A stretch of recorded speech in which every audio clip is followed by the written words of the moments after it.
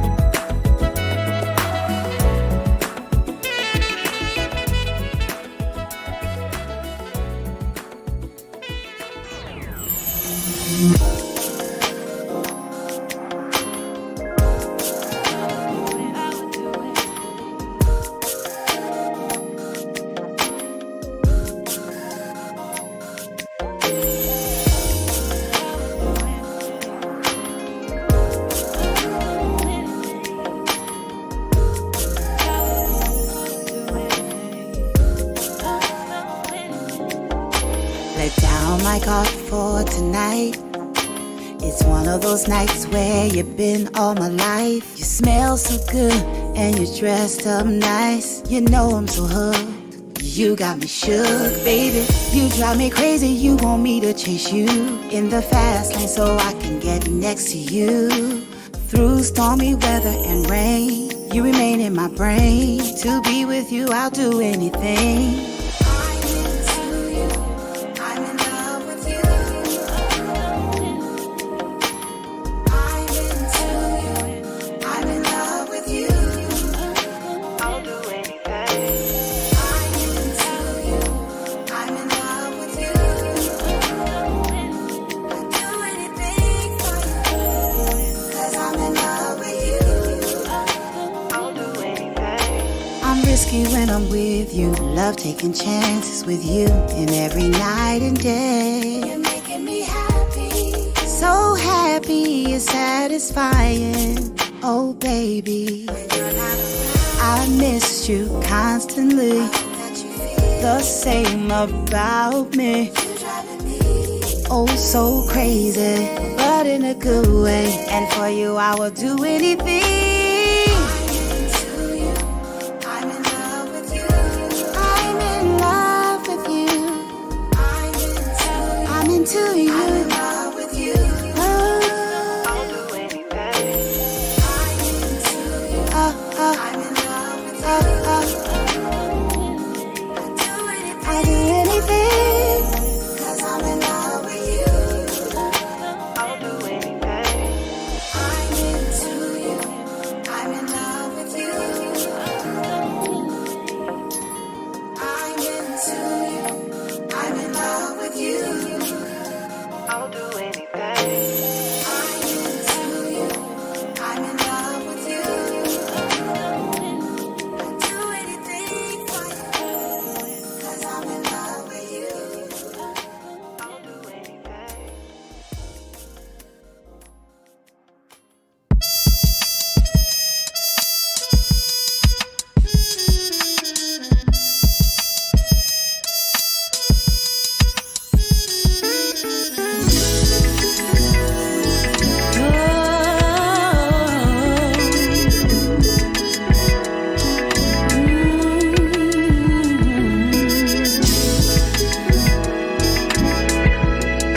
Yeah, yeah, yeah.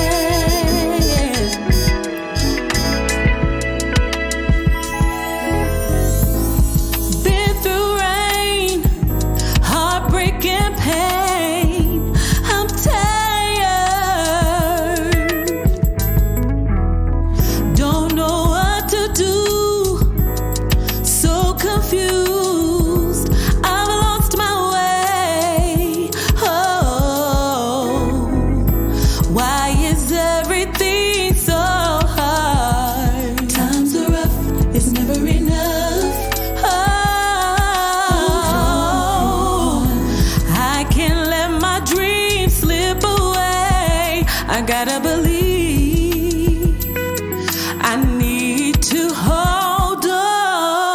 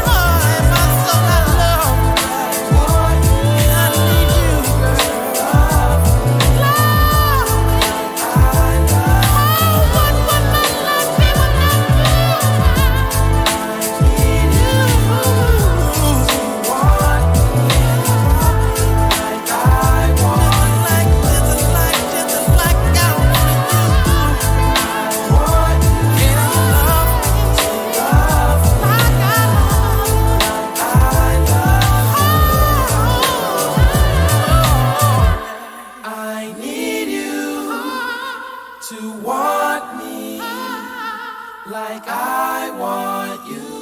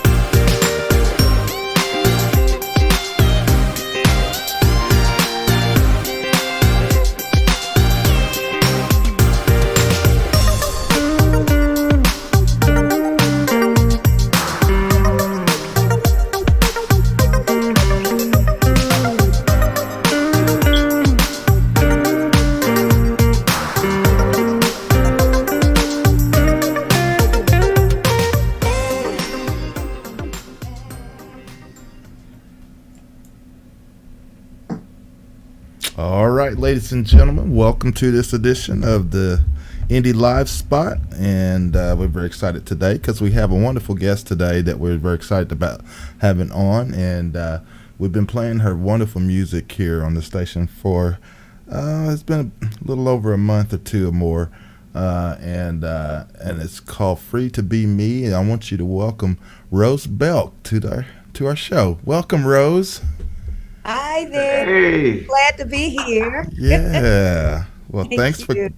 thank you for taking the time to come and talk to us a little bit. And we're very excited about having you.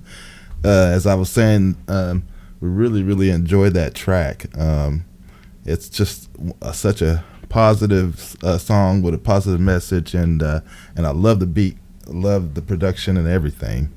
Thank you. Yeah. So, but welcome to the show, and then of course we have our special guest host today joining us, Mr. Steve Coulter. Steve, welcome today. good afternoon, everybody. It's a pleasure being here with y'all as usual. Yeah. And got a special statement to make later on during the show. So I'm gonna let everybody just sit by the edge of your seat. It's going to be real fun to be able to announce that. Awesome. Right. And then of course Joyce and Ray Mack is here, who's with As me. usual. As usual. Yes. Of course, we were all away last week. We wasn't here last week because we were in Dallas, Texas at Joyce's performance. She did a Sade tribute concert, and it was wonderful. We had a great time, and so we're glad to be back though. And again, we want to welcome Rose Belk. So Rose, again, welcome, and I want you to tell us a little bit about the campaign for your new single, because like I said, it's such a wonderful track, and then of course you have a lot more to tell us about it. So I'm just going to give it all to you. Okay. Well, back in 2012, I was sitting in, and I wasn't sure what questions you were going to ask me. So, but anyway, I was sitting in my den, and I just heard these words and this melody, free to be me, that's what he wants me to be. I was born to stand out from the crowd. And I sat there and I was like, oh, wow, that's nice. Nice hook. And I said, okay, what am I going to do with that? Because that's all I had. Okay. And so a few days later, I started hearing some verses. And so I started writing the verses down. So my son and I got together. He plays keyboards. He's a musician, but he's more of a guitarist than he is a pianist. But he also can do chords and stuff like that. So, but anyway, he and I sit down and he started just kind of chording a little bit with the song, playing around with it. And so we had the first verse, and then the melody or the hook line for the vamp came, And then the next verse came. But anyway, to make the long story short, I was sitting there and I was pondering over this song. I started getting the words for the song, and I got really excited about it, But that was back in 2012. So it kind of sat on the shelf for a long time because I was like, I don't know if people will get it, if they will understand it. So it took me a while to even I guess to really take ownership of the song and really do something with it. But I told someone some time ago when I was talking to them that I don't believe that that's the song that I chose. I think the song chose me. I think that's the song that God gave me. Yeah. Because when I was in middle school, I was bullied, and that was a very, very rough time for me. Mainly 7th and 8th grade, almost 9th grade. And it was just so tough. And at that time, I was, and I still am an introvert, by nature. I make myself do things that I do now because I would not have been able to stand in front of people saying any of that. But when I began to think about what I went through, and then the Lord told me that that's what this song is for bullying. And in 2019, I went to the studio. Cedric Thompson produced the song for us. So we went into the studio and we finished the song in 2019, and I heard write a book. And I said, what am I going to write a book about? I really didn't want people to know my story, to tell you the truth. I didn't want to have to talk about it, or anything. My husband was youth pastor at a church for a while, and we ministered to the youth. And I remember for the first time telling a little bit of the story, but I wouldn't tell it all. Yeah. Yeah. But anyway, I started writing the book and in 2019, and as I started writing, I wasn't sure what to write, so I took a Saturday. Am I going too long, Gary? No, you're doing fine. Okay. Doing fine. Yeah. Okay. I took a Saturday, well, not just for the whole book, but one particular Saturday. I told my family I'm going to be up in the room. I'm going to take the whole Saturday, and I'm just going to write. And so I sat down in the corner. I had my little space. If you like me, Joy, you like to have like a tea cup and everything laid out and looking pretty. So I had all of that in my notebook and my tablet and my everything I had. Anyway, I sat in the corner and I started writing. So I just started writing, mainly out of hurt, I believe. And as I got to a certain section of the writing, I just started crying. I cried for probably a good whole hour. I'm talking about a belly whopping, not laughter, but cry. One of those that, you just can't, the trembling kind of crying. And I was like, why am I crying? This was way back in whatever year it was, but I was like, why am I crying? And the Lord said, I needed to get this out of you so that you can do what I need you to do. Yeah. And so now when I talk about it, it's not hurtful. I mean, I still feel it, but it's not like it was. It's not like I can't talk about it. And I'm very open about, what happened to me in school. So now what I do is I help children. I also want to. I haven't had the opportunity to do that yet. I had a couple of friends who called me who were abused by their husbands, and they would call up my husband and I. We go get them from their home. I had a friend who husband had put her out of the house and threw all of her clothes and everything that she owned out in the middle of the yard. I'm talking about 2-3 o'clock in the morning. We go over and help her pick up everything, bring her back to our house, try to help her, that kind of thing. So I've seen the domestic violence. And I mean, I've just seen so many things. And so it's not just for children, but when I read the story of what really made me, it's like gave me a get up and go, was when I read the story of Seven Bridges. I read his story. I saw his video on the internet, and I cried again because I was like, wow, he was 10 years old and he killed himself. And I had the privilege of speaking to another mother who's I'm having an anti-bullying launching campaign on April 15th.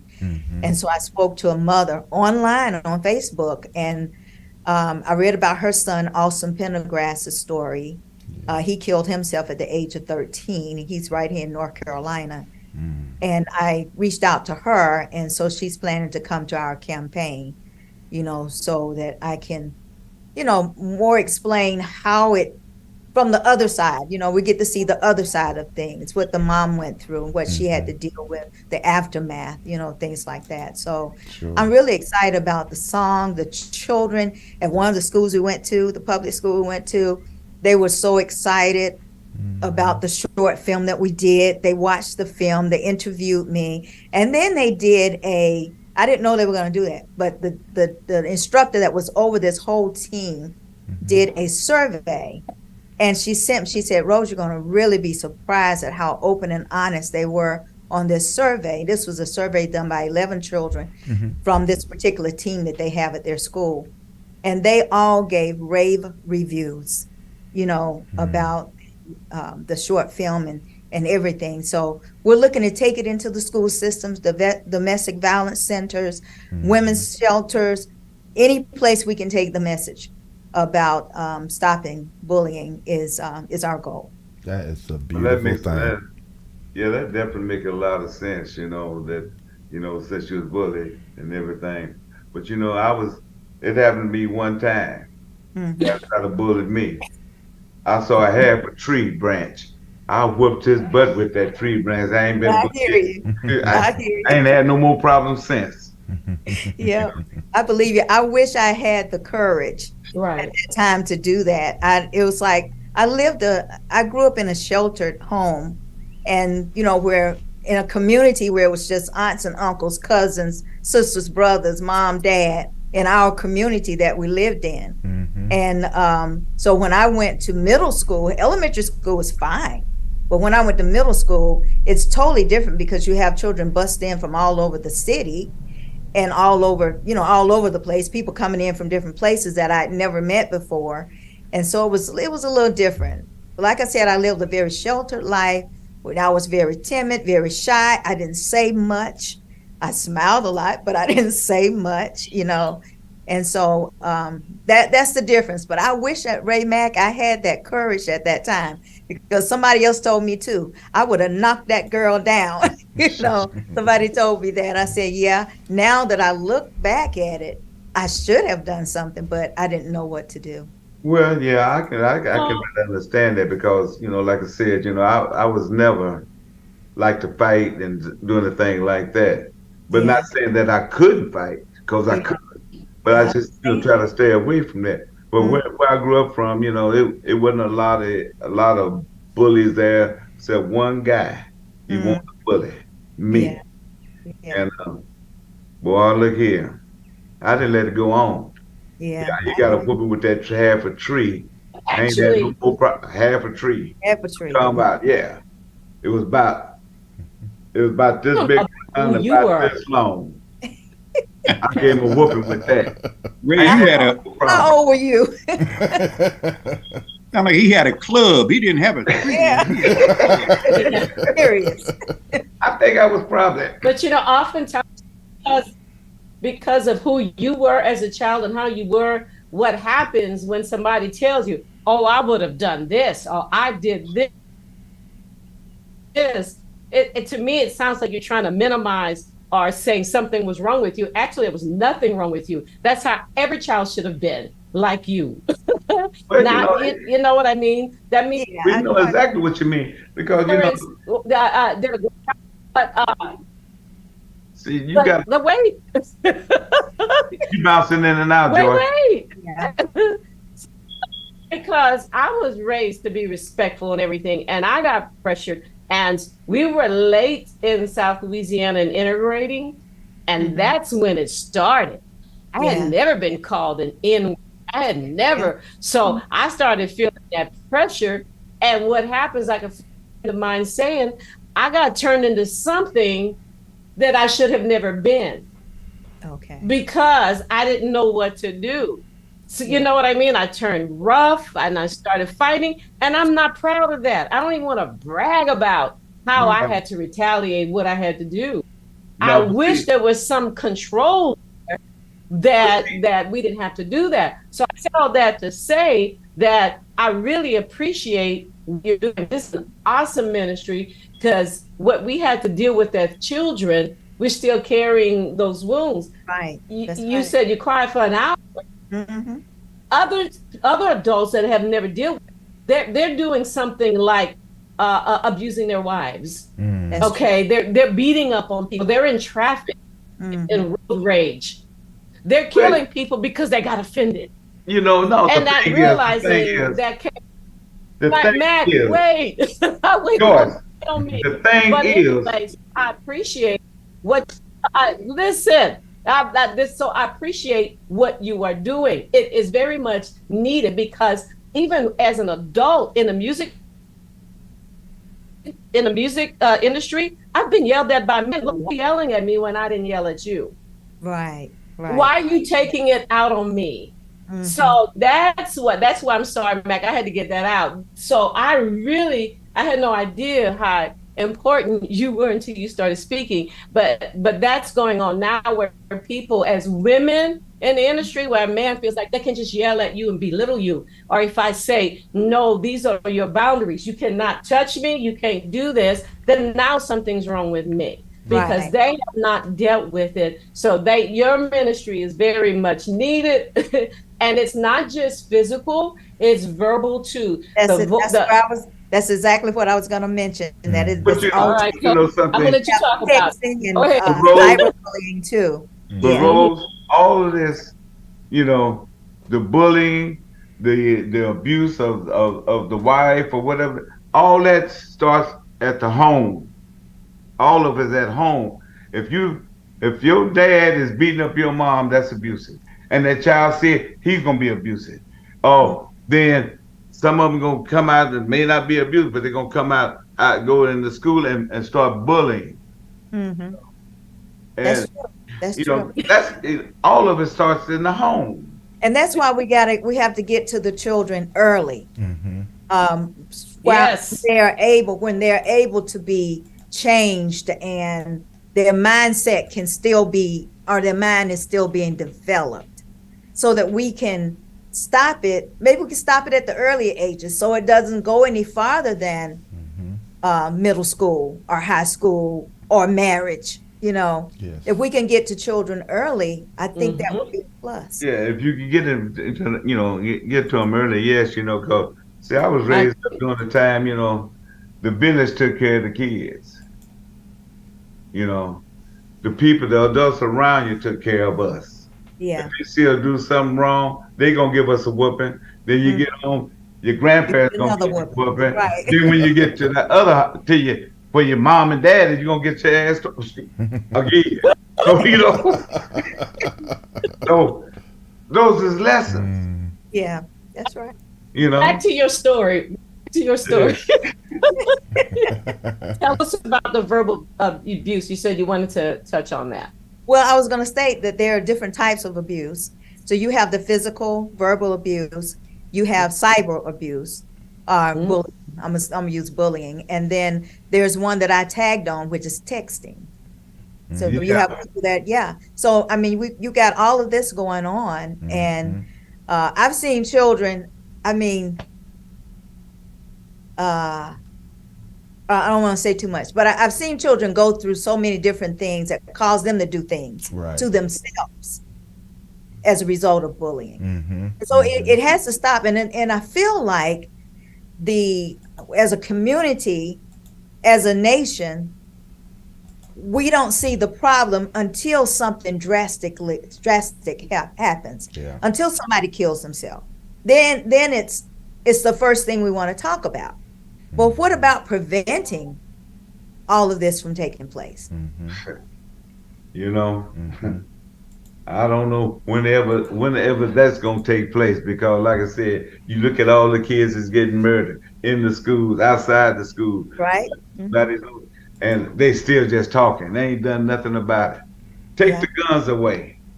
Well, that's why we're pushing. pushing, pushing, Right. Thank you. and trying to And keep pushing. Keep yeah, pushing. and keeping this in the forefront so that we don't have to see another child go Yeah. through it. And of course, the people that are bullying, they got, like you were saying, Joy, they have issues too.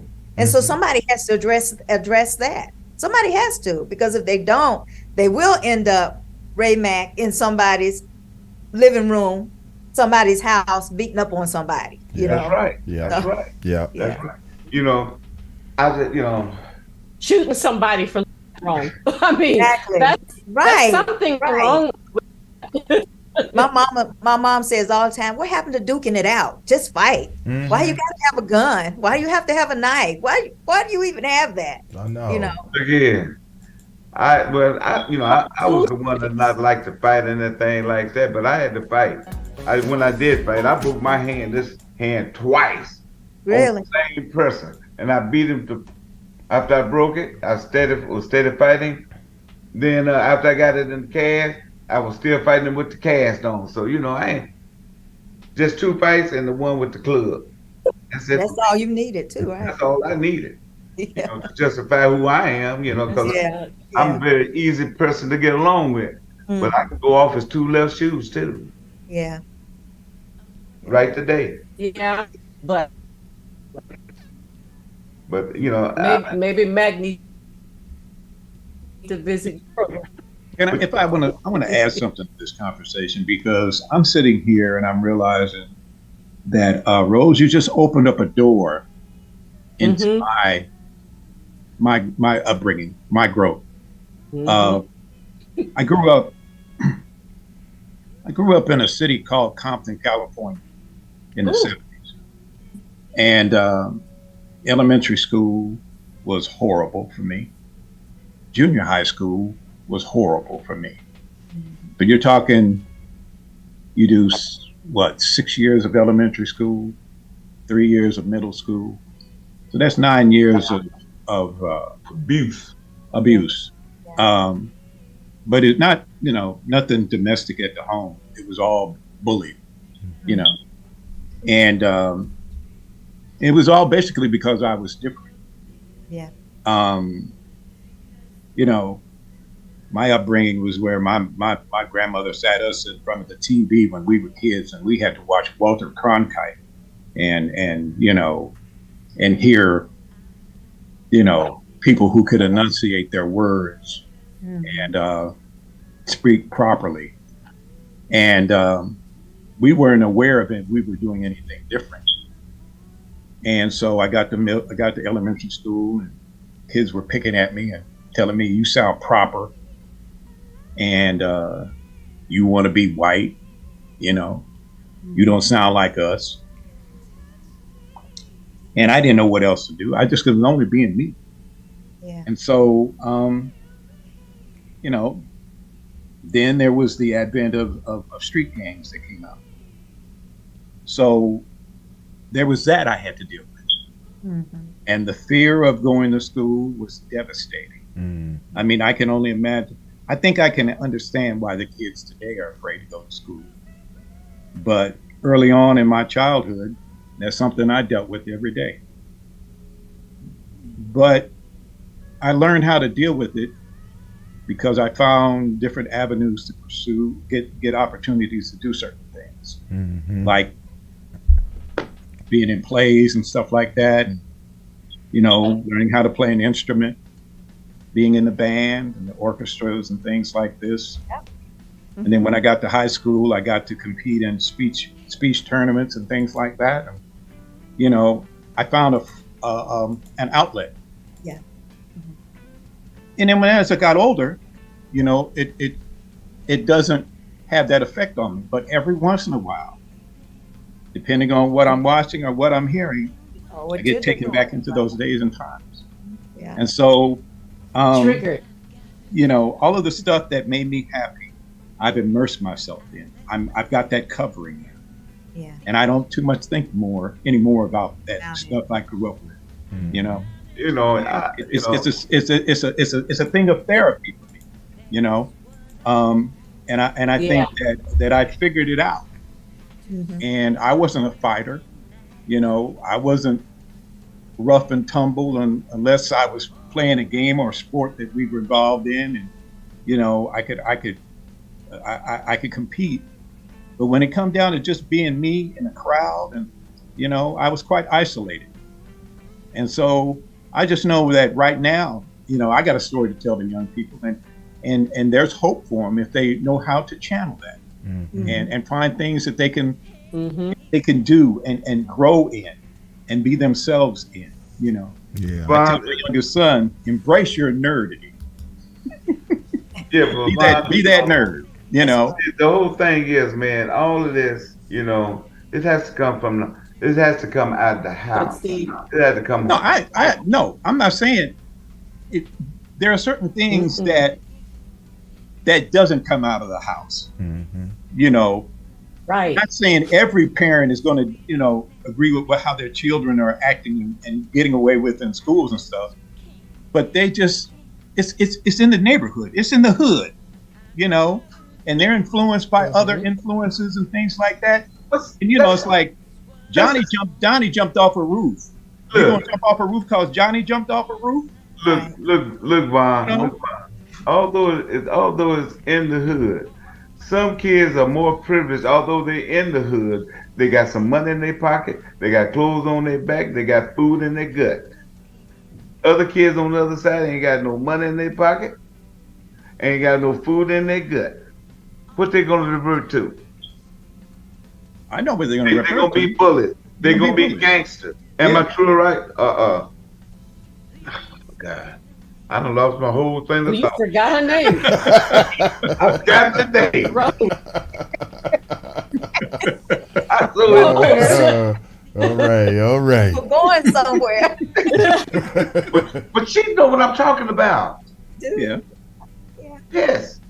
But everything gonna start into the home. Now, she lived around all her family as a sheltered life, more or less. But she had to learn something for being in a sheltered life. But when she went to school, she was bullied because those kids recognize, if you're a homebody, got to live in a sheltered life, they don't have that type of life in their own home setting. They don't have it. Yeah. And that's a sign of nothing but jealousy. And that's true, because I recall, I can even see it today walking down the halls of in the middle school, and my family was a tight family. When I say tight, we loved each other. My mom and dad loved each other. They loved they had 8 children, and they loved each one of us. And I'm like, what you said. There was never a day that my stomach was empty. There was never a day that I didn't have clothes. Now, I didn't have the best of clothes all the time. Yeah, because my parents could not afford. They couldn't afford these trendy clothes that people were wearing at that time. They couldn't afford all of that. What did you say, Mr. Redneck? Well, I was gonna say, you remind me so much of my wife. It was 15 of them. I said, how does your mom and dad feed all of y'all and clothe all of y'all? I said, yeah, that could have been so rough because it's nothing but 4 of us. Myself, my 2 brothers, and my 1 sister. It wasn't nothing but us 4. And sometimes, they thought it was hard, but I was too much of a hustler. I like to go out and make me some money for myself so I can buy what I want. Yeah. I'm not finna, you take me to the shoe store, I'm not finna wear them Tom and Cans, them heartbroken shoes. Boy, you ain't right. I'm not finna do that.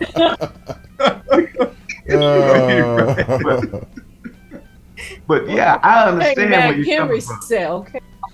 Okay. Huh? Let's see. I do understand where you're coming from, though. Like I said, you always had, like I said, you may not have the best of everything, but you had food in your stomach every day. Every day. And it may not always been what I wanted to eat either. Well, that's true too. That's very true too. But my dad always said, "Well, you eat it before it eats you." So. Look here. I'm gonna tell you this story. It was a friend of mine, and we was raised up together, and they moved to California. They've been out there 40, 50 years already, right? She said, she told me, Beverly told me, she said, that was the reason why we left Oklahoma because we ate beans every day and cornbread. I said, well, hell, I said over there with y'all and ate some of the beans and cornbread too. So, said, my daddy didn't want to get out and work. They didn't want to do nothing. So we had to live off of beans and cornbread. I said, look here, Beverly, your stomach was still full. You still had something in your stomach. And that's the most important thing. If you hungry, ain't no telling what you allowed to do.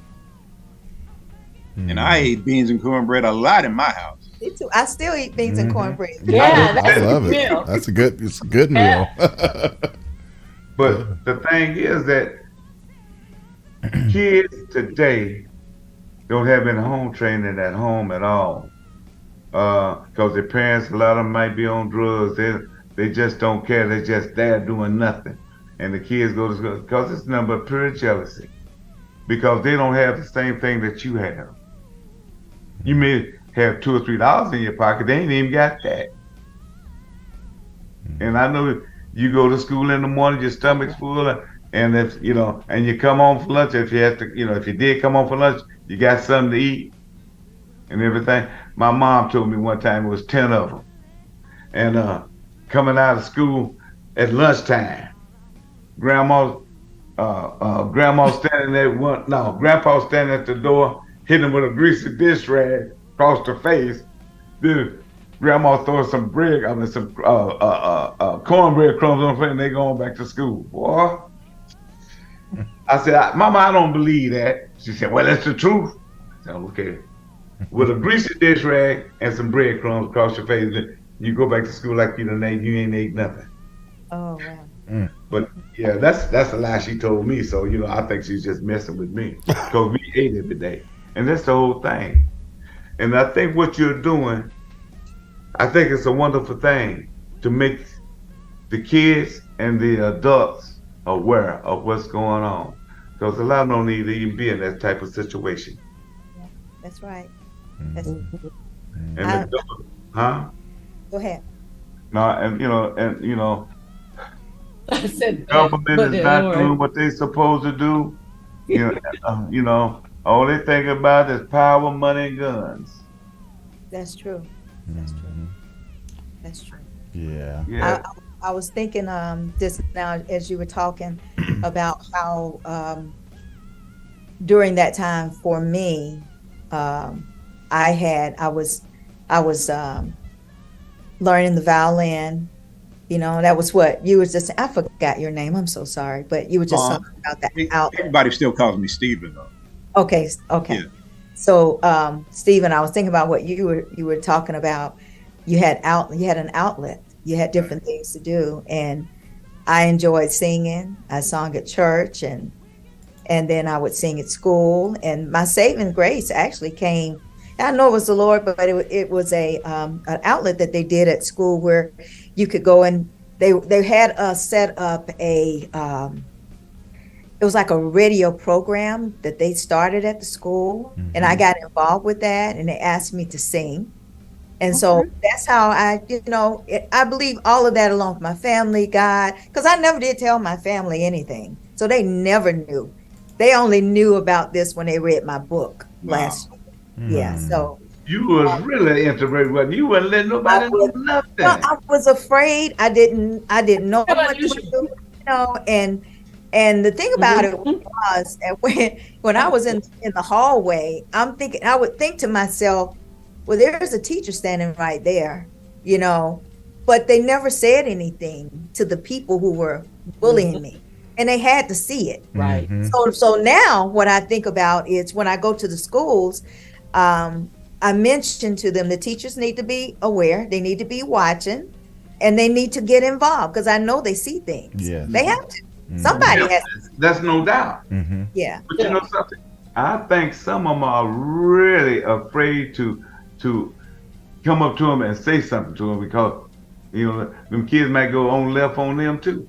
That's what they're afraid of. But they can at least talk about it, talk to the principal, say, hey, I saw this student doing whatever today. I don't know, but there has to be somebody's going to blow the whistle on it. Yeah. Somebody has to.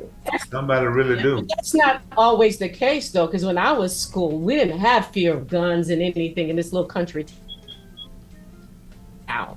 I had teachers, and when a teacher tells me, come back in here and walk like a colored girl, being really nasty towards me, you know what I mean? Yeah. That's doing that. Yeah. That's one reason. So wait, Matt, wait. Because, I might be so from all the time, and I might forget because what happened is that I agree with you. I never told my parents. Mm-hmm. I didn't understand that I could go tell my parents. But I'm like Steve. I'm like you. I didn't grow up in a home. Everything we were taught manners. Yes, ma'am. No, ma'am. That's right. This is how you handle. So my trauma was not in the house. Mm-hmm. It was outside the house. Yeah. I even heard the N word until our schools were integrated. I didn't know what that was. I had never heard that. So all of a sudden, I'm not in Compton. I know about Compton because I went there all my life. I have family there. But my Compton was different. It was a country town. But oh my God, I didn't know who was worse, the teachers who didn't want me at their school, or the students where their parents was telling them, I don't want you around those folks. Yeah. Mm-hmm. Right. Do you understand what I mean? So that's where it came. And I mean, you had teachers. I got, long story short, I fought back with this teacher, not physically, but I stood my ground. Let me put it that way. And she sent me to the principal's office. And I stood my ground. No one else backed me up in the class. No one else. I stood my ground. And she said, go to the principal's office. Now, they did laugh at the teacher because I said, okay. I walked out and I pushed the chair further and I stumped out and slammed the door. You said, walk like a colored girl. So I was kind of, but I was tired of it by then. Right. Been putting up this for 3 years. So the principal, the fast forward again, he just pulled me to the side and talked to me. So, teachers are still dealing with integrate. He was trying to, because I told him, you can call my mama, you can call anybody you want. Mm-hmm. Because she said the N word in class. And I said, Miss So-and-so, that's not what the book says. Mm-hmm. And she got mad. And put me out and didn't like the way I walked out the first time. So to me, that's bullying. And we didn't understand that at that time. I was bullied constantly and didn't understand because I'm like, well, I guess, in other words, Compton had their hood, I had my hood. What I mean? Let me say this. Yeah. So see, when I was coming out, I went to, our school was all black school from grade school to high school till they integrated. And we went to the all white school and stuff like that. And I think this was in my junior year. And I was coming down the hall behind a friend of mine, her name is Eloise Perkins, don't mind saying it. And this boy, Robert Lake, ran up there and hit her on her butt. That girl turned around and slapped me, thought I'd done that. I thought I almost tore her head off. And then the dean of boys come out there, Jinx Simmons, said, McDaniel, I said, what? I saw you hit Eloise. I said, look, I slapped Eloise because she slapped me because Robert Lake came up there, hit on her butt. And I didn't do it. Well, I'm gonna take you in the office and let's go in the office again. I said, I'm not going anywhere. Right then, I said, I'm through. I'm out of here. That's when I left and went to New York. So I'm not gonna take that. You slapped her back, you said? You said you slapped her back? Girl, look here. I didn't know what she hit me for. I ain't done nothing. I'm talking about, I can still feel her print on my face right today, the way she slapped me so hard. And the fish is this my big. Goodness. The fish. Yeah. Boy, look here. Got bigger and bigger. Well, let me. It was a total reaction. Go ahead, I G. slapped her. Right. After she hit me, Yeah, go ahead, G. I tried to knock her head off her shoulders.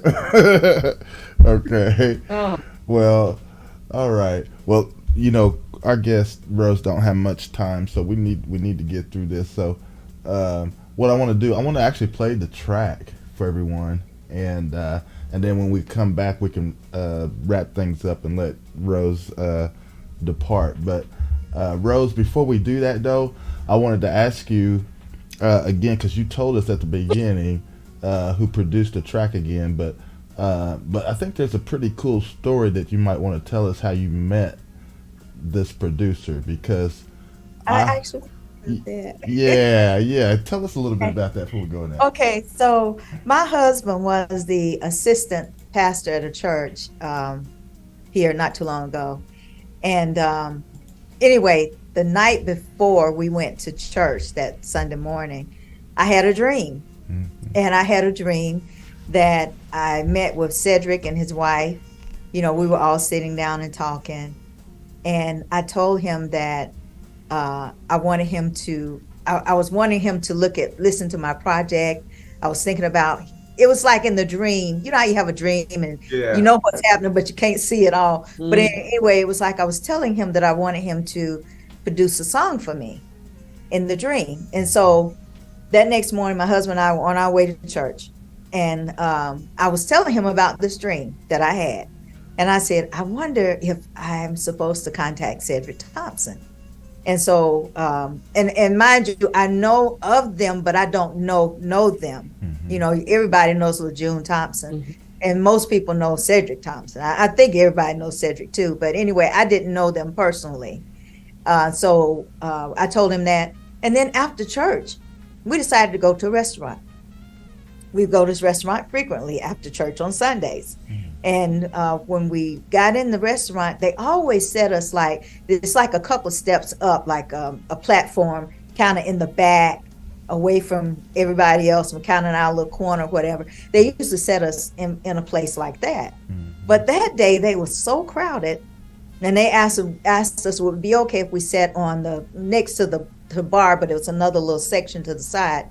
And I said, okay. It was in the way of traffic, so you could see everybody coming in, coming out. So I'm sitting there, and I'm on the other side where I could see people coming out, and my husband's in front of me. And from around the corner comes LaJune and Cedric. And I said, I just literally look like I'm looking now.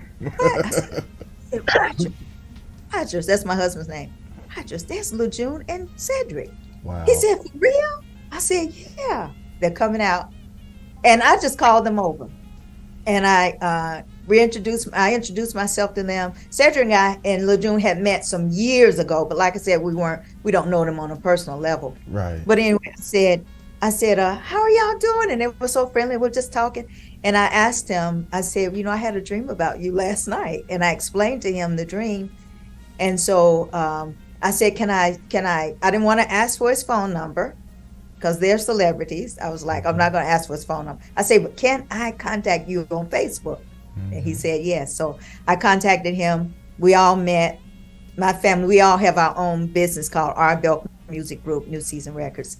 And we all met together with Cedric and sat down, and the rest is history. Wow. I mean, he said, sure, I'll do it, And so that's how we got the song done. And he's also working on another song for me too. Good. Right now. You know what I call that? That's amazing.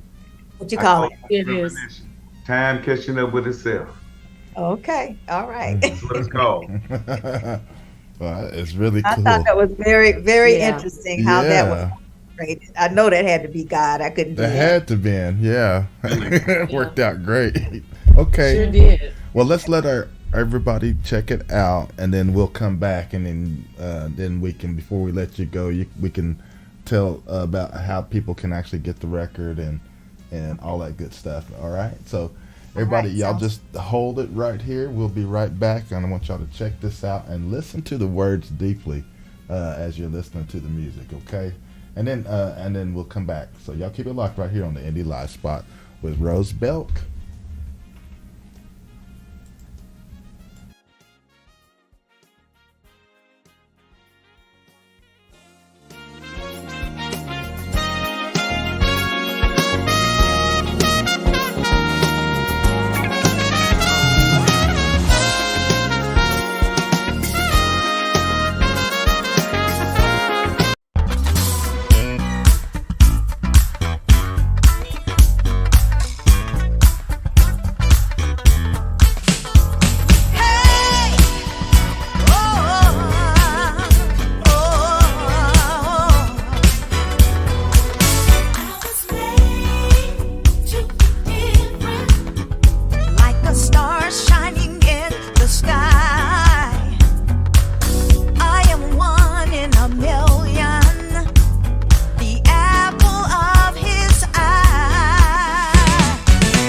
I choose to wear my hair natural, in a curl, pin it up, or wear a fro. What's that to you? Twist it out, roll it up, or wear it long. Braid it down, straighten it out with a flattening comb. What's that to you? That's what he wants. I was born to stand out from the crowd. Don't you bother with me. I'm just saying and I'm shouting it loud. Free to be me.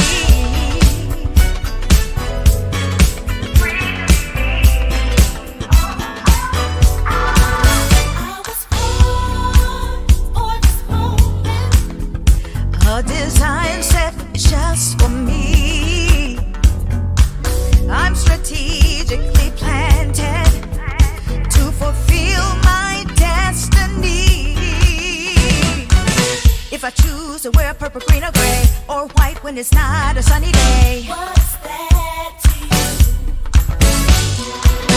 And I choose to drive a fancy car, or an old one I pray will get me far, what's that to you? That's what he wants, what he wants. I was born to stand out from the crowd. Don't you bother with me.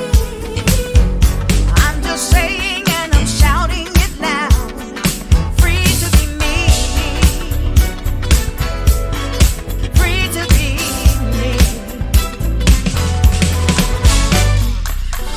I understand the pressure to measure up.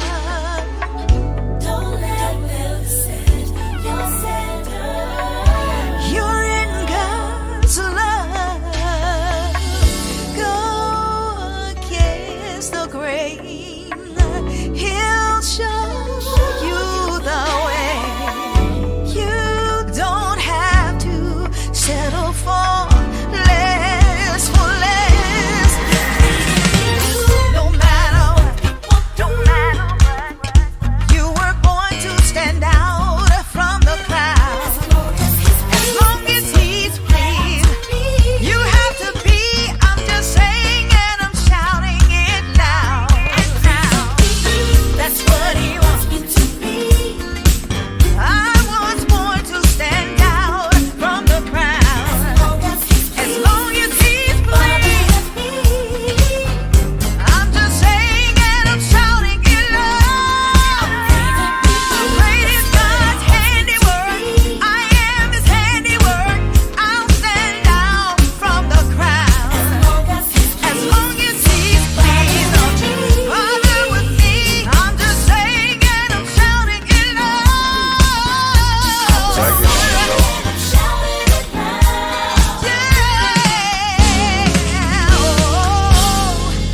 I'm free to be me. All right, ladies and gentlemen, we are back, and that was Free to Be Me. And that's by our guest here, Miss Rose Belk, and that was wonderful, Rose. Really was. Love that track, and like I said, it definitely puts that message out to anyone that has been through it or is going through it, you know. So again, it's such a great thing that you're doing, and we really do appreciate you actually coming on today and talking a little bit about it. And if there's anything else you'd like to say about it, please tell us about it, and also tell everybody how they can actually follow you and get the music as well. Okay, first I want to say thank you all for inviting me in and engaging me into your conversation and everything, embracing me. I appreciate that. And Mr. Ray Mack, I did laugh a lot today, so thank you. You're welcome, man. That laughter. You're welcome. Yes. So I just started a radio show on WDRB Media, and so that show comes on every Tuesday at 12:30 p.m. And just started, so we just did like our 4th episode, I guess, whatever. My daughter produces a lot of stuff for me. She has a degree in film from Full Sail she also has a biology degree, but she really likes film better. So she went to film school. And so she's the one that produced a short film that we will see on April the 15th. And eventually we're going to release that film to the public. It's going to be like $1.99 to watch it until, years from now, I guess. But anyway, that's our direction for the short film. It's an anti-bullying short film that we did. She produced it, did everything with it. My son did the score, the music score for it. And so anyway, I wanted to throw that out there. And I can be reached at my social media. Contact is at Rose Belk Music. On Facebook, I have 2 Facebook pages. One is Rose C. Belk and the other one is Rose Belk Music. Now, the C. Belk happened years ago, so I didn't delete it. But we also have Rose Belk Music out there as well. My email address is rosebelkmusic@gmail.com. Or you can go to my website, rosebelk.com, and email me at rose@rosebelk.com. Is that good? Yes, awesome. I want to just say one thing. Since your daughter done the short film, she ought to submit it to Cannes. Cannes. It's a film festival that they rate the various films that documentaries or whatever the case may be. Okay. And then if they pick it up, Sony or whoever, they can put it in the, put it on the big screen. Okay, that sounds good. She's been talking about submitting it to film festivals. Is that something you can send me the name of? You're saying Cannes, C-A-N? C-A-N-N, Cannes. 2 N. C-A-A-N. C-A-N. Okay. Cannes. The Cannes Film Festival. Yeah. It's a Cannes festival. They say Cannes, a Cannes. Yeah. Okay. All right. I'll let her know about that. Yeah. That's very interesting because she's been talking about that too. So That's They already know about it. That is the way to go. Plus, they also do it. I think they do it here in the Southwest by Southwest too. Besides just music, they do it here in Austin. Say like next year, if she can submit her stuff to the Southwest by Southwest and they look at films also. okay, I'm writing them down. Thank you. You're very welcome. I would love to be an extra on it. Okay, Westbound. You're gonna be an extra what? What you gonna be? I don't know, just extra. You're gonna be an extra what? Well, you know what? We need somebody to slap somebody. You got it. I'm just teasing. I felt I could do that. Oh no. Touche, Rose. Touche. There you go.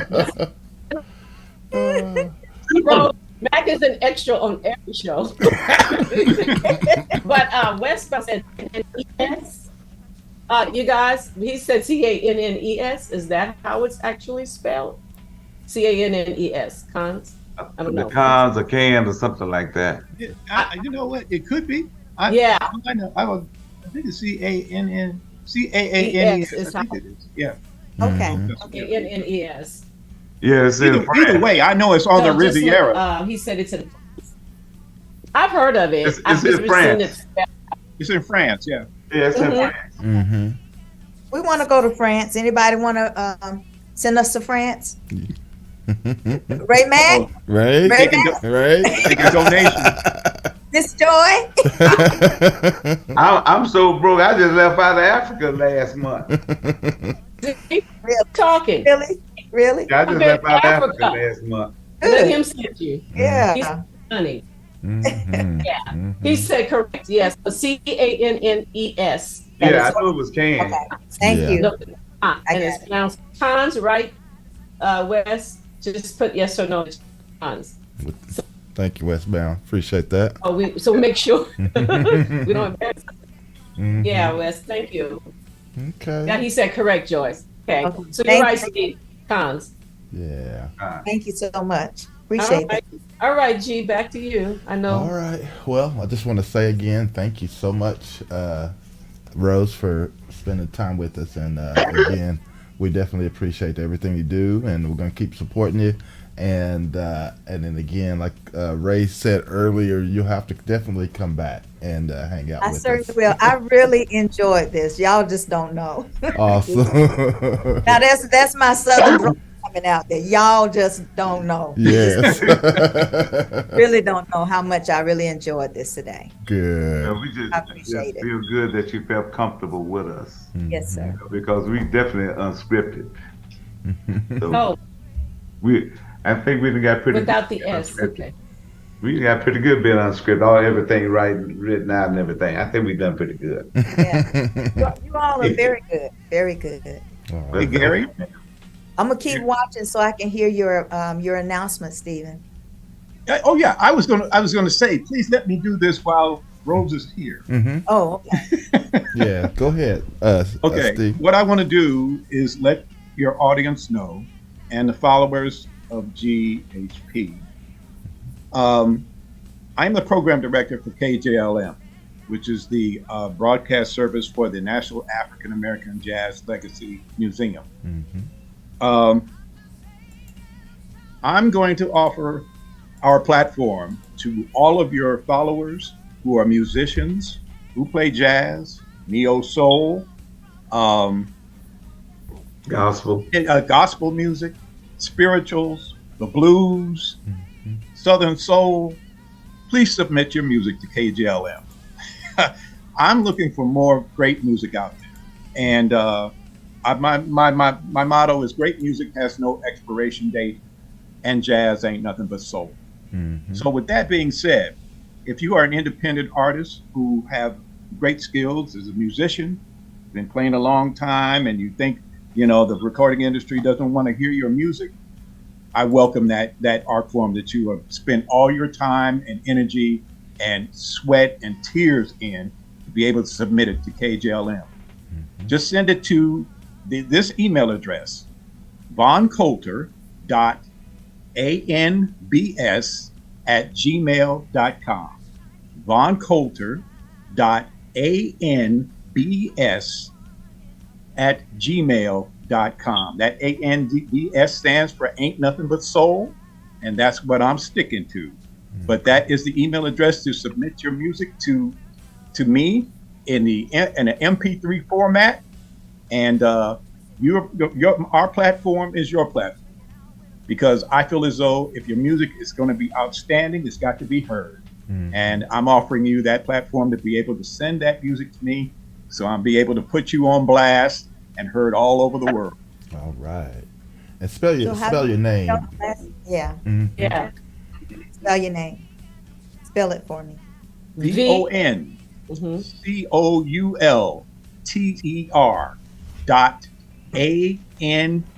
as in boy, S as in Sam, @gmail.com. Okay. Chat. VON. Okay. CER, and that's .ANBS. ANBS. Gmail. Yes. Go ahead and give them the Okay. radio station. Give them the website for that. Bond, since you're talking. Oh, you can also find the link to the radio station if you want to hear what it sounds like live. Go to naajlm.org. You'll find the link for the radio station. NAAJLM, the National Association. No, I'm sorry, the National African American Jazz Legacy Museum.org. Go to that link and you'll pull up the website for the museum, and you'll see the link there. It'll say KJLM Radio, and just click on that little box. You'll see where you're able to click on the little icon there, and you can hear the music being played live. Okay. And you'll hear all the genres of jazz, all the way dating back to ragtime to what's current. Yeah, you'll hear some Scott Joplin now. I'm not kidding. I've got some 1924 Scott Joplin. Yeah. Oh yeah. Gotcha. You know, we're talking about Chicago soul and Louis Armstrong and Fletcher Henderson. You know, all the way into Monk and Bird and Diz, and then we got Horace Silver. We got Miles. We've got all the hard boppers kicking strong into contemporary, modern fusion. You know, I'm feeling the neo soul and all that too. You know, even some classic R&B mix.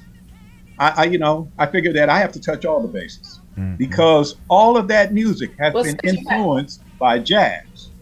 All of it. American popular music is built on the three principles of American culture: blues, spirituals, and jazz. And the best part about it is it's the creation of Black America. And nobody else can claim that part. So hey, since you have Southern Soul, do you have Zydeco? That could go. I got Johnny Taylor. Look, I got Johnny Taylor. Zydeco. Zydeco. I got who? Not Zydeco. Oh, well, I can work on him. On her. On her too. Music. It's the music. Yeah. It's the music out of you want New Orleans. I'm gonna have to send you some. Yes, Zydeco. please do. If you got any suggestions, do that too. Send me music. I will. I'll send it to you. Beautiful. As we get everything. Oh no, that you have to go. So G, you wanna help with that? Yes. So again, Rose, thank you so much for being on the show today, and we look forward to all the wonderful things that you're doing, and we look forward for your return. Okay. Thank you all so much. You're welcome. Thank you. You're very welcome. All right. Well, I'm gonna go ahead into a little small music set, and then we'll come back with Vaughn, Joyce, and Ray, and we'll continue our conversation about music and whatever else you want to talk about today. So y'all keep it locked right here on GHP Radio, your independent music source. Keep it locked. Bye, y'all. Bye. Bye. Thank Have a you. good weekend. You too.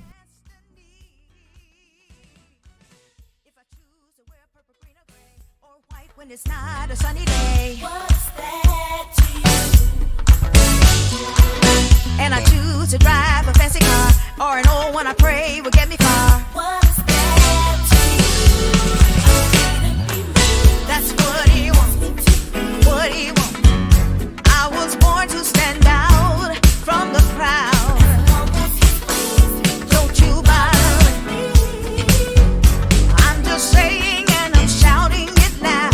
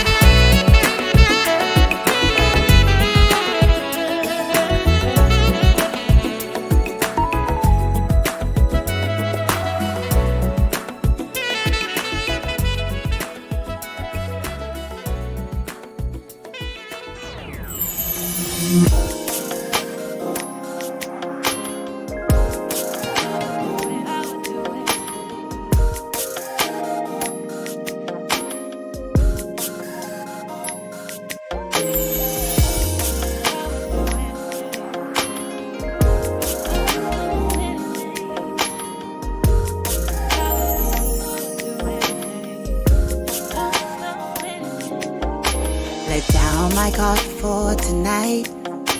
It's one of those nights where you've been all my life. You smell so good and you're dressed up nice. You know I'm so hooked. You got me shook, baby. You drive me crazy. You want me to chase you in the fast lane so I can get next to you. Through stormy weather and rain, you remain in my brain. To be with you, I'll do anything.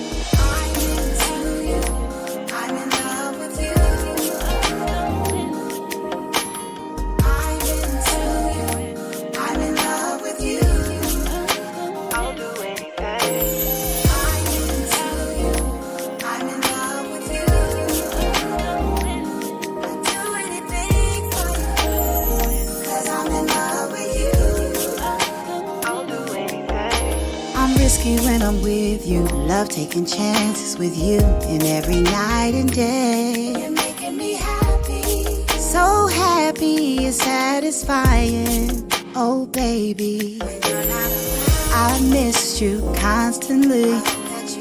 The same about me. Oh so crazy, but in a good way. And for you I will do anything.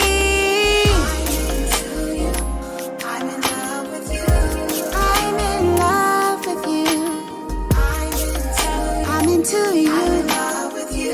Oh. I'll do anything. I'm into you. I'm in love with you.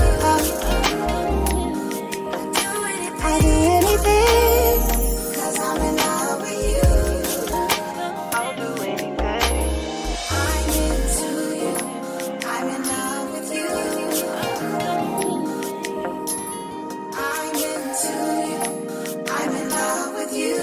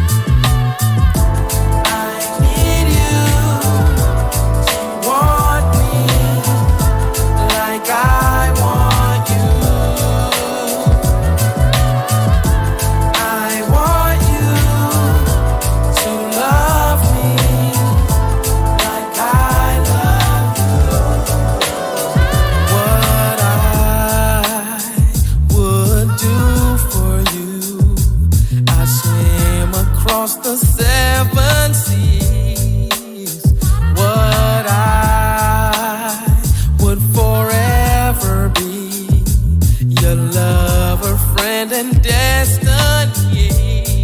'Cause you complete my soul, girl. You complete my incomplete world. Life without you, I could not see. Life without you, I could not be. I need you to want me like I want you. I want you to love me like I love you.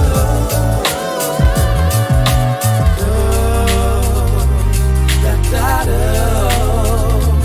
da da da, da da da,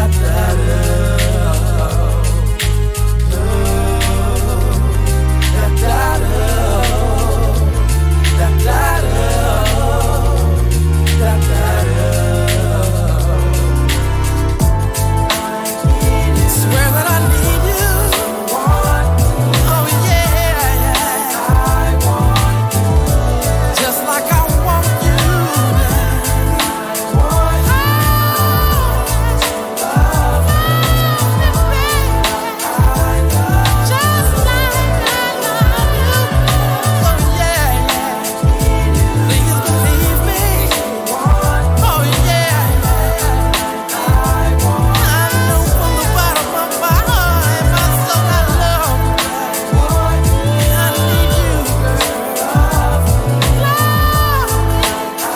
love you. What would my love be without you? I need you to want me like I want you. Just like I want you. I want you. Can you love me? Love me like I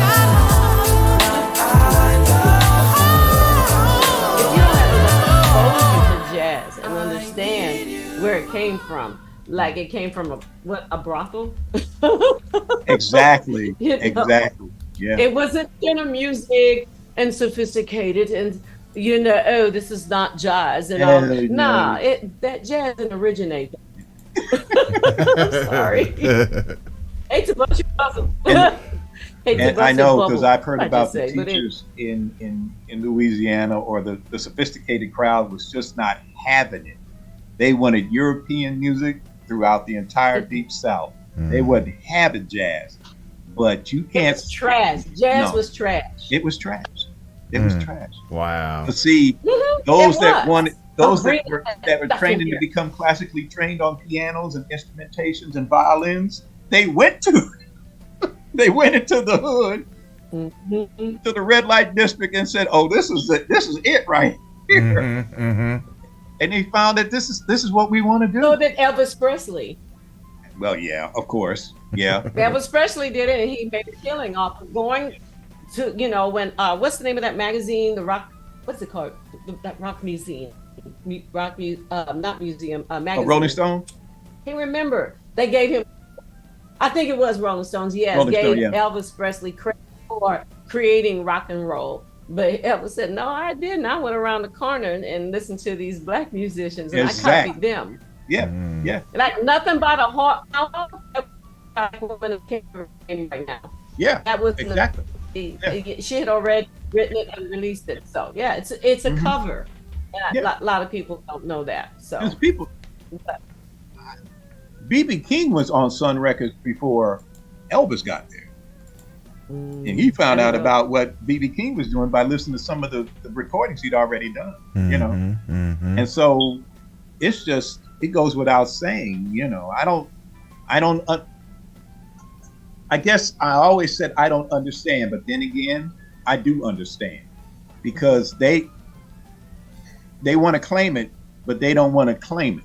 They don't want to be us, but they want to be like us. And so I'm just making it plain. I mean, I don't know anything else but to say what is going on, you know. And I ask, you know, the older I've gotten, to the point now where it's like I hear these comments. You know, I have a son who's getting ready to graduate high school, and he tells me he's a big fan of Drake. And I said, "Oh, okay, all right. Well, what did you like about it?" "He's changing the game, Dad. He's doing this. He's doing that." And I said, And I kind of did a little research, and I said, "Okay, he's got the #1 album out, and he's doing all these units, selling all these albums, and 50 million sales." And I said to myself, if you count the album Kind of Blue was released in 1959.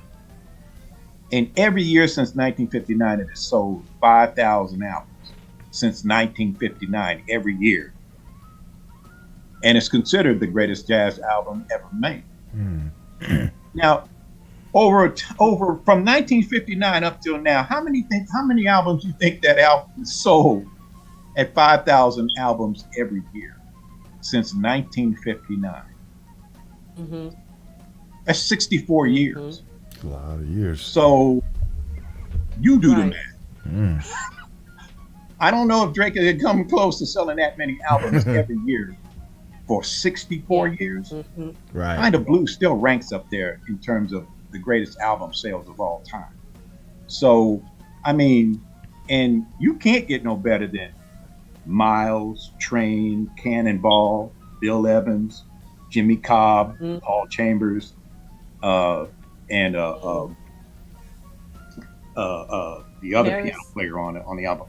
But you can't get no. I mean, that's superb stuff. Those are some of the greatest artists that have ever lived. You know, and so when you just sit back and you just listen to that album, you just go, "Oh, there's no question. There's no question." You know, and you know, it's not just them, but that whole run of hard bop, which was like really the precursor to hip hop, because hard bop was created out of the hoods of Philadelphia, Chicago, New York, Baltimore, Detroit, Milwaukee, you name it. That's where it came from. Hip hop came from the same areas. You know, that's how they're connected. Is that intersectionality? So you know, the music lives on. You know, it comes in all different forms and different styles and different sounds. Yeah. But it's us. It's us that makes it great. Look like Wes Brown got some interesting comments there. Read Jerry. Yeah, because first I think he said Nina Simone was very opposed to the term jazz. She had a paraphrase for it, something like African American classical. Exactly. Yeah. And the same thing. Everybody. Max Roach said the same thing. It's like that doesn't say what our music is. You know. My favorite guy is Nicholas Payton. Nicholas Payton said, "I can't stand that name. I can't stand it." He calls it BAM, BAM, Black American Music. Okay. Yeah. Oh, okay. I was like, BAM. BAM. Okay. Yeah. But BAM, if you will, is so broad. It's very broad. You know what I mean? It's very broad. I really think that music, you know, coming from Africa,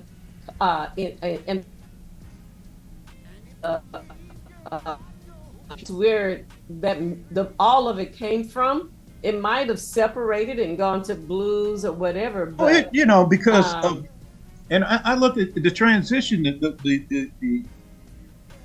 the scientific term for it is like compounding all of the elements together. I look at it like how diamonds are formed in Africa or anywhere in the world. Diamonds originally are a lump of coal. It's coal, and the pressure down in those mines, or the pressure that the earth puts on coal, just changes it into these gems. So if you think about the enslaved people in the United States who went through all of the pains and the sufferings and the degradation and the humiliation and the sorrow and the humility, I mean, the inhumane treatment, you know, that's a lot of pressure to create what they created out of that. So what was once cold, the pressure that they were under, they created these gems, this gem, the spirituals out of the fields when they were picking cotton and whatever else they were doing. The sound of those horns that took the sound of the voices that were coming out of those fields and developed improvisation. The same thing with the blues under that sorrowful, you know, the pains and the anguish of dealing with not being able to be free, you know? Yeah. All of those elements combined together. Just think about that for a second.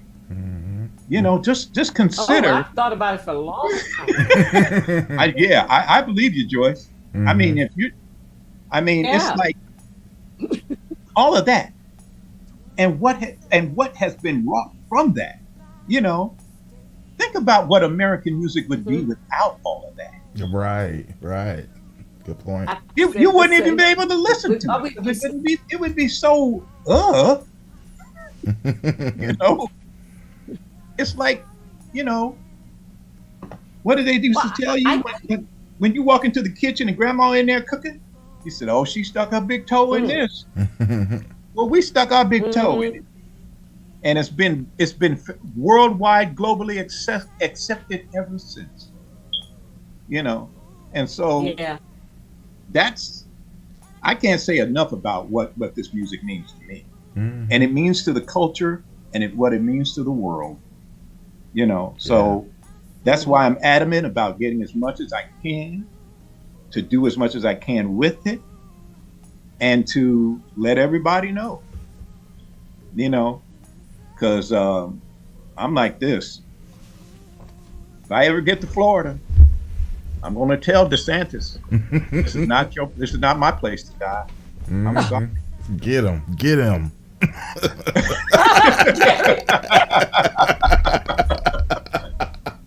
Hey. Bob. Hey, check Mac with you. He'll slap him. Oh, I know. I'm gonna take Mac. You ain't got to go too that far up when you come out of Georgia, because he's right there in Tallahassee. I know. And I'm gonna have Mac wear a glove and come back. Slap the taste out of his mouth. I know it. Yeah, boy, I tell you. But I think a lot of what, in terms of music, that people don't understand from, you know, African Americans, is that we're not saying the music cannot cross over and everybody can do it and enjoy it. What we're saying, give credit where it's due. Yeah. And that's the bottom line. Give credit. When I went to see my friend, a jazz vocalist, Gabe Meadows, perform at there was a church that was doing jazz, traditional jazz. Wonderful job. What I love what he did, he was like you, he gave some history behind the songs he was singing. Right. And afterwards was a reception, and he came to our table and he said, "Joyce, I can't believe a man came up to me," an elderly man said, "I didn't know jazz came to me." And everybody, black and white, because we all looked at him like, it was like we were shocked. We were like what did he think? Say that again. I missed it. Say that again. It was an elderly man came up to Gabe. Gabe is black, and he was giving history. He was singing jazz, traditional jazz, just like Steve was doing, talking about, you know, this came from bebop and this and that, and we were sitting at the table, Mac, you know, enjoying the finger foods after it. And so Gabe came to our table and said, "I can't believe it." An elderly man, white gentleman, came to him and said, "I did not know jazz came from the black community, from black people." And everybody at the table, we weren't all black, we're black and white. We were all like, he didn't know. We assume everybody knows, but and they don't know that it started in a brothel. They don't know. Yeah, They a lot- really A don't. lot of Dinner people music. don't know. What's the man's name? I did it my way. Oh, Frank Frank Sinatra. Sinatra. Yeah. Yeah, everybody took it and made their own style from the Gershwins and everybody. Yeah. But Yeah. y'all, this was not designed. I think it was well, he's a drummer, and his Thelonious Monk's son said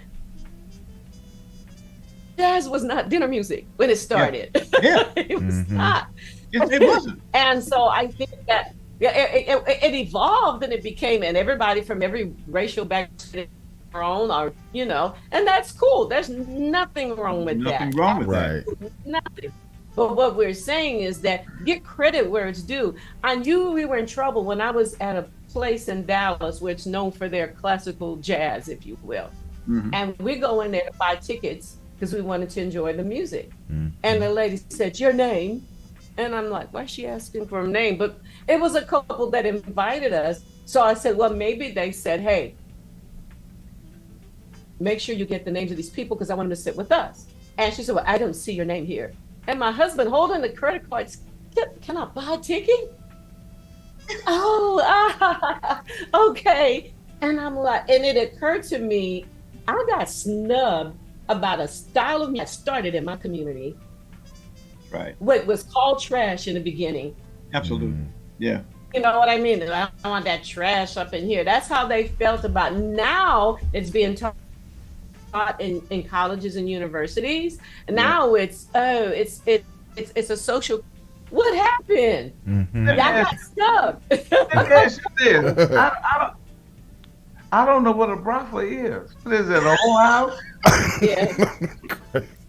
You know what it is. Let me see your credit card statement. You know what it is. Oh my goodness.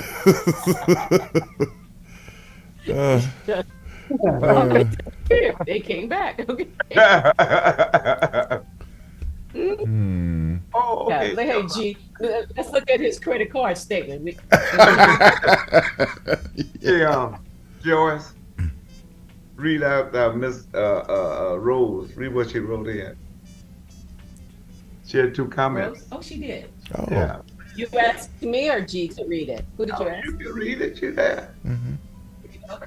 All right. Thank you all for listening to Free to Be Me and your wonderful comments. I truly appreciate each of you, and we appreciate you. Yes, we do, Rose. Sure do. Thank made you. us talk.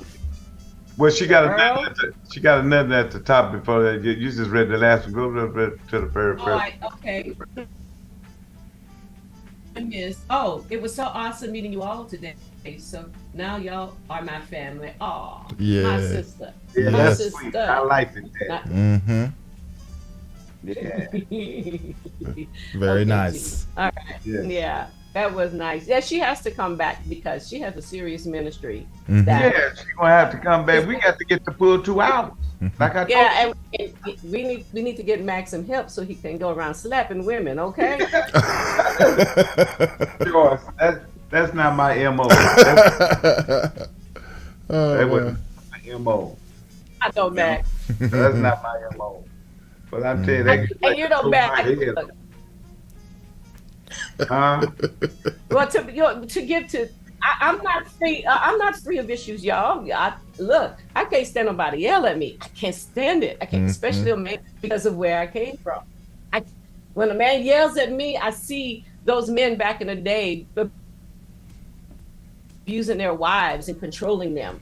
Even though it didn't happen to me directly, like you said, Mac, if you in that atmosphere, and to this day, I told the man, I said, look, my husband don't yell at me, and you're not gonna yell at me either. And I just, I got rough. I was ready to fight a man that I knew that I could not beat. But you know, I know I can't beat no man, but I just feel like, watching men controlling. There was a man that I know, he's passed away now. He locked up everything in the house when he went to work. His wife, he locked up the refrigerator. Oh my God. Man. You see what I'm saying? I've been exposed to that. So, got married to a man who's not like that, because we'd be divorced. Oh no, I wouldn't have married him. Let's put it that way. I was going to say, you would go through with marriage and then don't marry him at all. Right, right. I had mentioned that to Eloise. Guys couldn't understand when they got a little gruff. I'm gone. I just can't stand it. After she came, I talked to her while she was out there in California after she got out of school and everything. But I talked to her when she came back to Oklahoma, right? I said, Eloise, do you remember when that boy hit you on your butt and I slapped you? Hell, I wouldn't remember the way I slapped her. I wouldn't have remembered it either.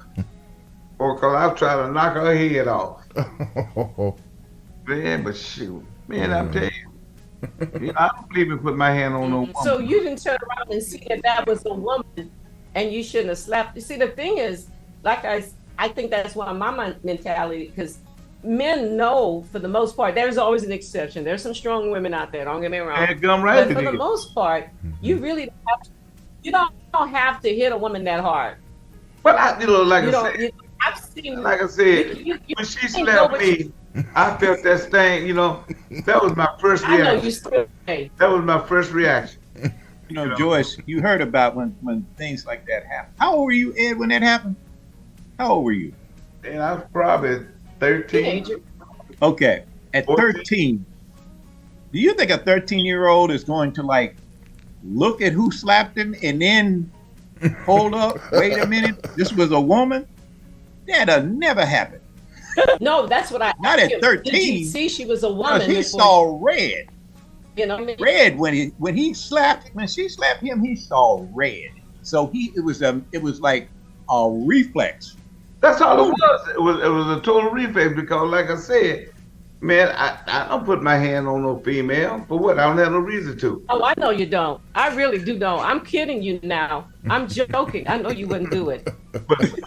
I know he wouldn't do it either. But the thing is, if a female is coming at you with a knife, then yeah, you need to show a little more aggression in handling because she gonna fight you, might stab you. Right. You gotta handle it. Mm-hmm. You see, no, I'm not saying you should never. But let me put this, I saw a woman, I guess it was her husband, they were arguing, they were going down the street, and she was just, open hand hitting him, and he's walking away. He would not turn around and touch her because he knew that his life was not threatened. But if she had a knife coming at his back, then you need to turn around and handle her. You need to stop yourself from getting stabbed. What I mean? I mean, it's like even a police officer. When you shot, couldn't you have just shot him on the leg? Did you have to shoot to kill? Mm-hmm. See, that's what I mean. Yeah, I don't see no police officers shoot nobody in the leg. I know. It's crazy. And they're trying to unload the whole clip on people. Mm-hmm. And some. Right. Mm-hmm. So now you get my point. What I mean, that when you're dealing a situation, in other words, with my 2-year-old, he was 2 years old at the time. I told him, his mom said, let's go. He's my great nephew. This is years ago. He's grown now. He still remembers it. But his mom said, let's go. And he's like, no. And I said, boy, come on, let's go. Let's get in the car. And he took his fist and he hit me like he was from Compton. Let me put it no. Oh. I mean, if he were a grown man, he would have knocked me out. And I'm like, how's a 2-year-old hitting his great auntie like that? So I tapped him, right? You did what you yeah. He hits me. Yeah. Tapped him But again. I didn't use my fist. I got him. I stung him. You gave him the open hand, right? I sure did. Yeah. You were supposed to. Yeah, it's that disciplinary. You're the so adult. My in the point is, exactly. And you're in my house, and you're minus. I just can't understand. I just cannot understand why come that girl didn't remember that. And I remember it just like night and day. It was another one of my classmates. She probably chooses not to remember. Exactly. She chooses not to remember that. Yeah. Now, I had another classmate, right? But this one was going to Booker T. And we had just walked out. Going right across the street, there used to be a Smith's grocery store right there. Little, you can buy candy and pop and buy paper, pencils and stuff like that, and meat, whatever. Anyway, we was walking through the crosswalk, and I don't know, the wind came up, and I felt my feet just lifting up, off the ground. And Lily Pearl grabbed me and pulled me back down to earth. I asked her, did she remember that? She didn't remember that. But I remember like it was yesterday. You know, those are two things that I think what Vaughn said, selective memory. Huh? Selective memory. Yeah, because if you had slapped me like that, I would have never forgotten. And then when you came to me to ask about it, I was going, I remember. No, but she slapped me first. Yeah, like I said, it was just a total reaction. That's all it was. She didn't know. She didn't know. You know what I'm saying? You didn't know, and she didn't know. Y'all kind of even on that one, if you know what I mean. She didn't know. I saw the boy with it. You don't know if her uncle didn't grab her butt. You didn't. No, but I saw the boy grab her butt. I saw you know what I'm saying? And yeah, but I saw the boy grab her. But my point is, you don't know her life. Y'all be tickling me how y'all keep going back and forth. I know, right? It is funny. Because I mean, she didn't want anybody. I just think they're even, in my opinion. That's yeah. Y'all even. Well, on another subject, Joyce. So, how do you feel that your tribute's over? You finally got through it, and it was successful. Oh. Well, that's a good thing. She froze. Yeah, how we got through. She froze on us. You froze. Try it again. Okay, Mac. You just grinning. You just Let's looking try for to get go. You froze. You're looking for something to go wrong with me, right? I see you. No, everything went well, and the first, of course, y'all know the first night sold out, and G was in the house. Mm-hmm. We had to work. Look, G, we had to work on. The audience didn't know in the background what was going on the logistics, because the venue had a whole new system, and the sound guy hired had to pull it all back to factory setting and bring it all back. We were hustling, but we got there at 3:00. Everybody said we want to get there early, and I'm so glad we did, because even when Gary plugged in his broadcast and they thought it was because of you that everything shut down, right? But it wasn't Gary. Right. It turned out not to him. So he had to go back and reset everything. But and I had spent days and many hours putting video backdrops because of let's call it a technical challenge. We weren't able to do that. Right. But the audience didn't know. We just, made it work. Yeah, y'all jam. Y'all jam. But the feedback, yeah, the band was awesome. We were 7 of us on the stage all together. I made sure that we had one of the best percussionists, and Ricky Congo is his name, and we call him Congo, Ricky Congo. He toured with Sade before, so I thought he was an excellent choice. I didn't worry about him. He had it. He understood her music, her groove. Yep. And Tyrone Walls on keys. He played with me before, but he retired, and I was so happy when he came back, because honestly, I had not been able to find a keyboard player like him. It's not just about skill; it's about attitude, everything. And what I loved about the band, I think everybody's personality blended. And Johnny, I had never played. The only person I hadn't played with before was Johnny B on drum. Well, he played. But I called him because he played his ass off on them drums like that. But what really got me about Ricky? he sure did. Oh, when he got up there, he done played the percussions and all that. But when that boy got up there and playing that harmonica, that was good. That was really good. Yeah. Well, it almost sounded like a soprano sax. It sounds so good. And y'all missed it Saturday night. I was trying to get y'all to come back, but I know y'all were busy. Saturday night, when we were doing, because we did a couple of my songs in the middle, and we were doing, and the bass player Kyle went up front, entertained. I looked at Ricky. I whispered. I said, "When Kyle's coming back up, you go back down with a harmonica, okay? It's okay. What key is it in? C minor. I got you." He started playing, and then as he's playing, I don't know how you hold the harmonica, but anyway, like whatever. And he started doing a split right in front of the audience. It's just sliding down as he was playing. The crowd went crazy. Wow. So, and then he came back up, but doing. And he's a tall dude too, isn't he? No, tall. no. He wasn't. He just No. looked tall from where I was looking. Maybe it's because he was standing up on the stage. I don't think he was no more than about 5'5", if he was even 5'6". Oh, okay. Yeah. Oh, he's taller than that. But he's I don't know. I was he's looking not at him tall. 'cause- But I guess when he's up there, No, I don't think he Go was ahead. 5'6". He wasn't that tall. okay. Yeah, because he was out there Okay. talking to the guitar player. The guitar player was taller than him. Cause I was out there in the car when they was out there talking.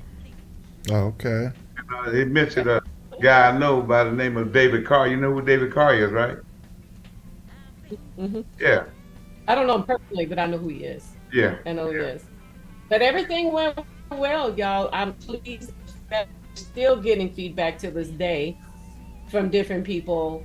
I think one of my greatest compliment when a lady came up to the stage, she said, "You know, I came here. There are a couple of people who get me going."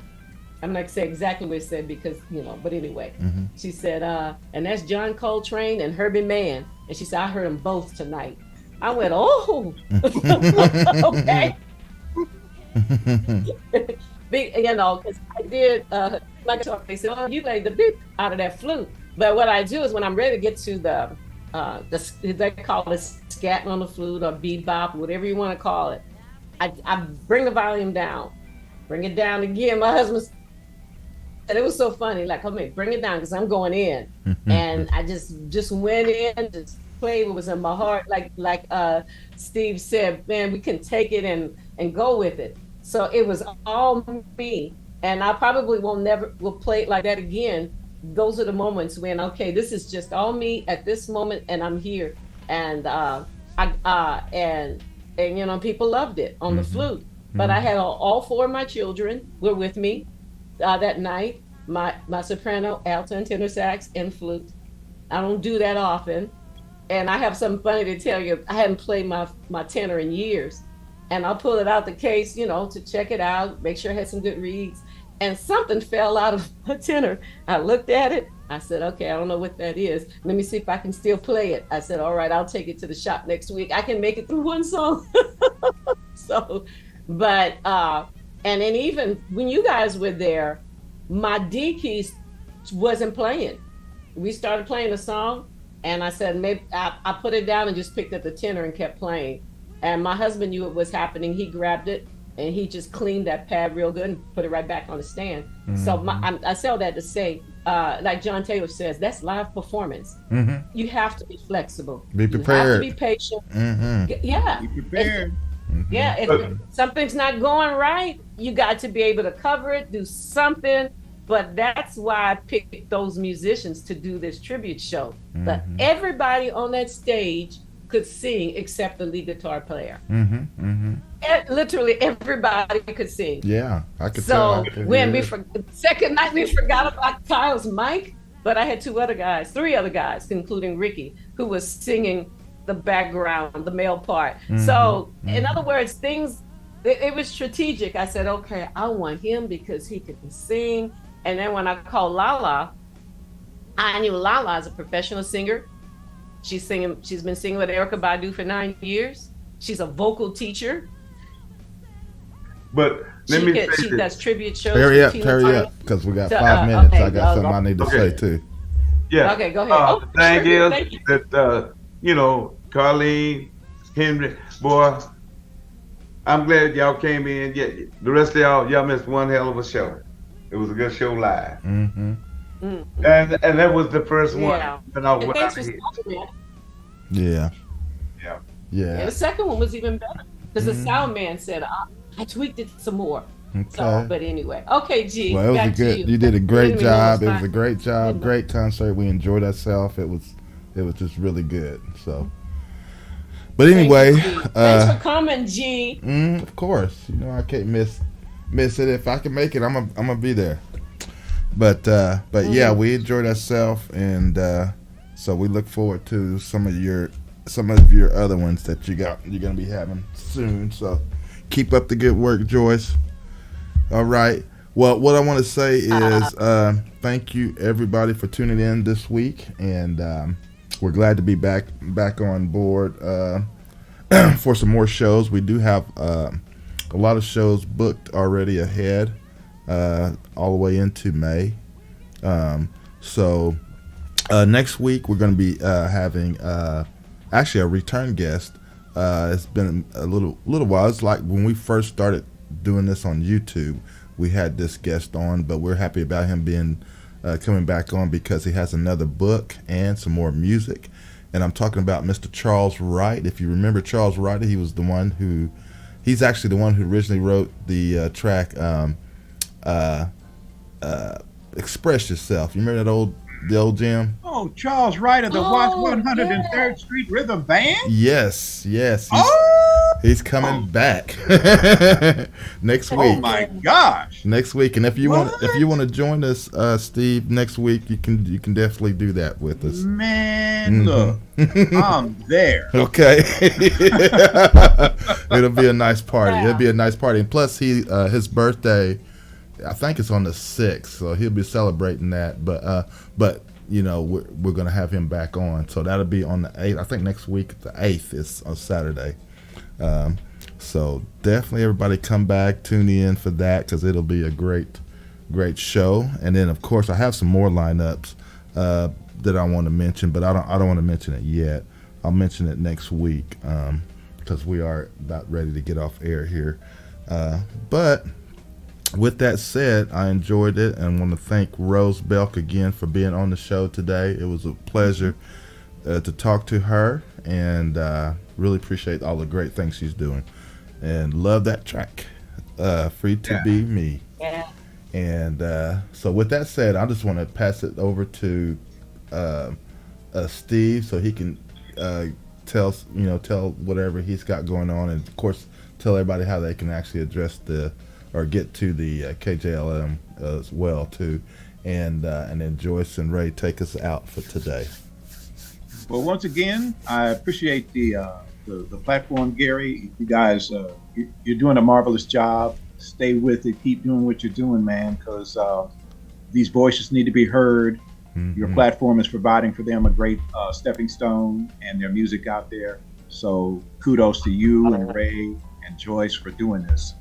Once again, I'm looking for submissions for KJLM, the broadcast service for the National African American Jazz Legacy Museum.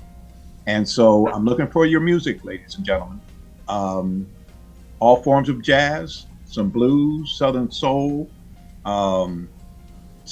spirituals, gospel, neo soul, jazz, funk, soul jazz, fusion, contemporary, progressive, modern, mainstream. It's all out there. I want to have your music. Please send it to me to voncoulter.fm at anbs@gmail.com. That's voncoulter.anbs@gmail.com. Looking forward to bringing your music to KJLM so we can be able to get you on the platform and have your music heard worldwide. So with that being said, it's been a great day, man. You've given me an opportunity to have a great time and get to meet Rose and her talented self, and looking forward to having her submit her music as well. So thank you, Gary. Absolutely. Thank you, Ray. Thank you, Joyce. Mm-hmm.